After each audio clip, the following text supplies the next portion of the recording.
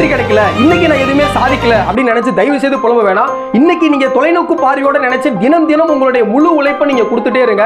10 வருஷத்துக்கு அப்புறம் நீங்க கனவுல நினைச்சு பார்க்க முடியாத ஒரு உலகத்துல கூட நீங்க வாழலாம். இன்றைய சாதனையாளர்கள் அனைவருமே அன்றைக்கு அவங்க ப்ராசஸ் இருக்கும்போது ஒவ்வொரு நாளும் தன்னை சாதனையாளராகவும் வெற்றியாளராகவும் தன்னுடைய எண்ணத்திலும் மனதிலும் நினைத்தவர்கள் தான். அதனால ஒவ்வொரு நாளும் உங்களுடைய சாதனையாளராகவும் உங்களை பணக்காரராகவும் நீங்க சிந்தனையில இருங்க. ஒவ்வொரு நாளும் உங்களுடைய பெஸ்ட் வெர்ஷனை நீங்க வந்து கொடுங்க. குரூப் 1 என்ன, என்னால யூபிஎஸ்சி வெற்றி பெற முடியும்ன்ற திடகாத்திரமான ஒரு எண்ணத்தை கொண்டு வாங்க. 5 மணி என்ன, என்னால 4 மணிக்கு கிரவுண்ட்ல போய் நின்று ஓட முடியுன்ற ஒரு தன்னம்பிக்கையை கொண்டு வாங்க. கடினமான பாதையை தேர்ந்தெடுங்க. கடினமாக தான் இருக்கும், ஓடப்போது முள் குத்தும், தடிக்கு விழுவீங்க. வாழ்க்கை பல அடிகளை கத்துக் கொடுக்கும். ஆனா அப்போதுதான் அந்த கடினமான வழிகளை எப்படி கடக்கிறது அப்படின்ற திறமையான ஆளா உங்களை நீங்க செதுக்கிட்டு இருப்பீங்க. நாளைக்கு கடினமான இலக்கை எப்படி கடக்கிறதுன்ற ஒரு அறிவையும் உங்களால வந்து கொண்டு வந்துட முடியும்.